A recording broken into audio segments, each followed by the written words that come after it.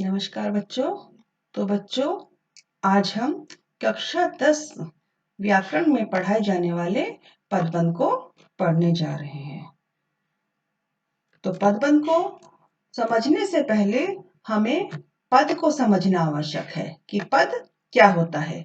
साधारण भाषा में शब्द ही पद है, किंतु दोनों में अंतर है। अब ये अंतर क्या है वो मैं आपको बताने जा रही हूँ। शब्द, बात हम शब्द की करते हैं। शब्द क्या होता है? शब्द वर्णों का सार्थक समूह होता है और शब्द स्वतंत्र होता है, परंतु जब वही शब्द व्याकरणिक नियमों में बंधकर वाक्य में प्रयोग हो जाते हैं तो पद कहलाते हैं। जैसे उदाहरण के लिए मैं आपको समझाना चाहती हूँ, राम। राम क्या है? यहाँ पर एक स्वतंत्र शब्द है, तो ये क्या हुआ? ये शब्द हुआ। वहीं पर राम बाजार जाता है, ये क्या हुआ? ये वाक्य में प्रयोग होने के कारण राम यहाँ पर पद बन गया। अर्थात शब्द स्वतंत्र होता है और पद व्याकरण के नियमों में बंधा होता है। अब हम बात करते हैं पदबंध की। तो सबसे पहले हम इसकी परिभाषा को समझेंगे, परिभाषा को जानेंगे। जब एक से अधिक पद मिलकर एक व्याकरणिक इकाई का काम करते हैं तो उसे पदबंध कहते हैं। जैसे दशरथ पुत्र राम ने सबका मन मोह लिया। यहाँ दशरथ पुत्र राम पद मिलकर एक कर्ता कारक का काम कर रहे हैं, अतः यह एक पदबंध है। सीधा सीधा हम कह सकते हैं कि यहाँ पर जो ये है दशरथ पुत्र राम, क्या है ये 3 पदों का एक समूह है, यानी एक से अधिक पद है। तो हमने जैसे कि परिभाषा में पढ़ा था कि एक से अधिक पद मिलकर एक व्याकरणिक इकाई का काम करते हैं तो वे पदबंध कहलाते हैं। अब हम जानेंगे शीर्ष पद और आश्रित पद क्या होता है। तो पदबंध में एक शीर्ष अर्थात मुख्य पद होता है, वह अन्य पदों का आधार होता है, या हम उसे अन्य पदों का केंद्र भी कह सकते हैं। अन्य पद उस शीर्ष पद पर आश्रित होते हैं। उदाहरण के लिए दशरथ पुत्र राम में राम क्या है? राम एक शीर्ष पद है और अन्य पद दशरथ पुत्र क्या है? राम पर यानी शीर्ष पद पर आश्रित हैं। दूसरा उदाहरण हम ले सकते हैं, परिश्रम करने वाले छात्र सदा सफल होते हैं। इस वाक्य में शीर्ष पद अर्थात मुख्य पद क्या है? छात्र, और परिश्रम करने वाले क्या है? शीर्ष पद छात्र पर आश्रित हैं। इस प्रकार से एक मुख्य अर्थात शीर्ष पद होता है, अन्य पद उस पर आश्रित होते हैं।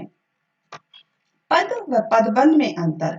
अब हम पद और पदबंध के अंतर को पहचानेंगे।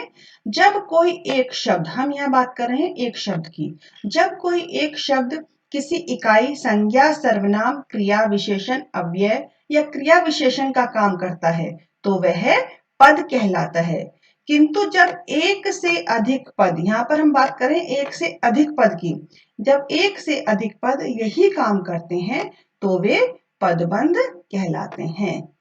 राम वन को गया, यहाँ राम क्या है? संज्ञा है और एक शब्द है तो ये क्या हुआ? यहाँ पर राम संज्ञा पद है।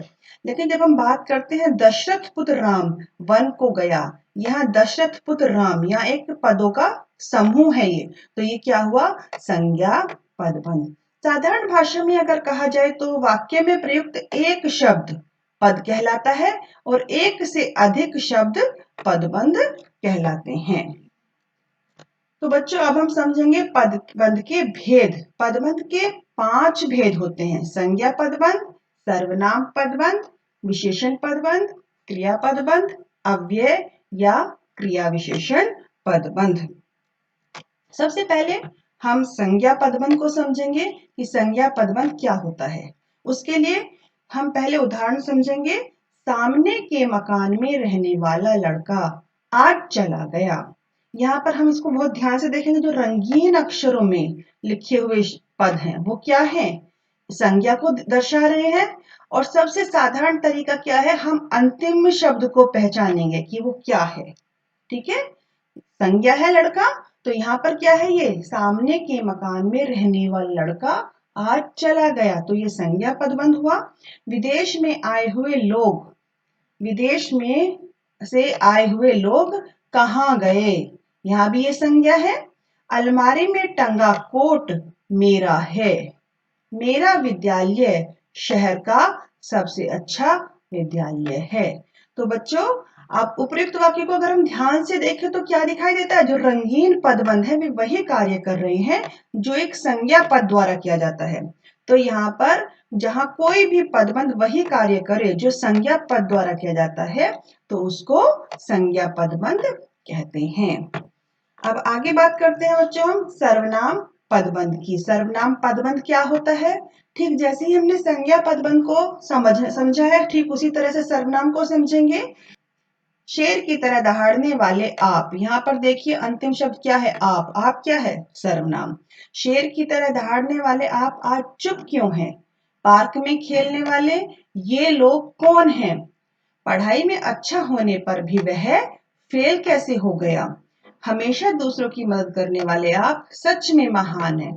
तो बेटा, हम जितने भी ये उदाहरण दिए उनको बहुत ध्यान से देखेंगे तो जितने भी रंगीन पदबंध है वे सब क्या कार्य कर रहे हैं, एक सर्वनाम पद का कार्य कर रहे हैं। तो जहां पर कोई पदबंध वही कार्य करे जो एक सर्वनाम पद द्वारा किया जाता है तो उस पदबंध को हम सर्वनाम पदबंध कहते हैं।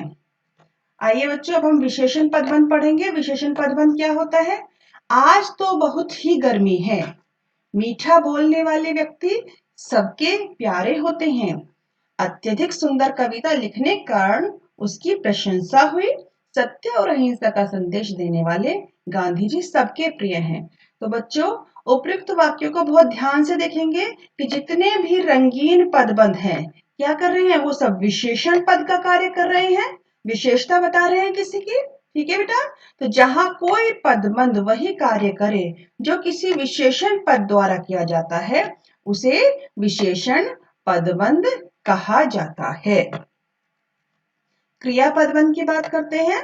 इसमें सबसे हमें क्या पहचानना है, वह अब तक सो चुका होगा। जो रंगीन पदबंध है क्या है, वो किसी कार्य के करने का बोध करा रहे हैं, अर्थात एक क्रिया है। आज वह घूमने दिल्ली जा रहा है, जा रहा है क्या है, क्रिया है। कल से लगातार बारिश हो रही है, खिलाड़ी क्रिकेट खेल रहे हैं। तो ये जितने भी रंगीन पद हैं बच्चों, क्या है, ये रंगीन पदबंध किसी क्रियापद का बोध करा रहे हैं, क्या बता रहे हैं कि कोई कार्य हो रहा है। ठीक ऐसे ही जहां कोई पदबंध वही कार्य करे जो क्रियापद द्वारा किया जाता है उसे क्रियापदबंध कहा जाता है। अब हम बात करते हैं अव्यय की। सबसे पहले हम अव्यय को जानेंगे। अव्यय क्या होता है? अव्यय वह शब्द होते हैं जो किसी लिंग या वचन के बदल जाने पर भी वह शब्द नहीं बदलता। जैसे हम देखेंगे यहाँ पर धीरे धीरे, अगर यहाँ पर हम कर्ता बदल दें, लिंग वचन कारक कुछ भी बदल दें, इसके कारक बदल जाए तो भी यह शब्द नहीं बदलेगा, तो इसको कहते हैं अव्यय। क्रिया विशेषण पदबंध जो क्रिया की विशेषता बताते हैं उसको क्या कहते हैं, क्रिया विशेषण। तो अगर एक से अधिक पद है तो क्या होंगे वो, क्रिया विशेषण पदबंध। जैसे कछुआ धीरे धीरे चल रहा है, उसने सुबह से शाम तक नृत्य करके नया कीर्तिमान स्थापित कर दिया। उत्तर से दक्षिण तक एक लंबा रास्ता जाता है, दिन रात कठिन परिश्रम करके उसने प्रथम स्थान प्राप्त किया। तो बच्चों, अगर हम इन रंगीन पदों को बहुत ध्यान से देखेंगे तो हमें क्या पता चलता है कि ये किसी अव्यय या क्रिया विशेषण द्वारा किए गए कार्य को बता रहे हैं, दर्शा रहे हैं। तो जो पदबंध किसी अव्यय या क्रिया विशेषण द्वारा पद द्वारा किया जाता है ऐसे पदबंध को अव्यय या क्रिया विशेषण पदबंध। तो बच्चों, अगर आपको ये पाठ पसंद आया है तो मेरे चैनल को सब्सक्राइब कीजिए और बेल आइकन दबाइए और अपने दोस्तों के साथ, मित्रों के साथ ये शेयर कीजिए ताकि वे भी इसका लाभ उठा सकें। धन्यवाद।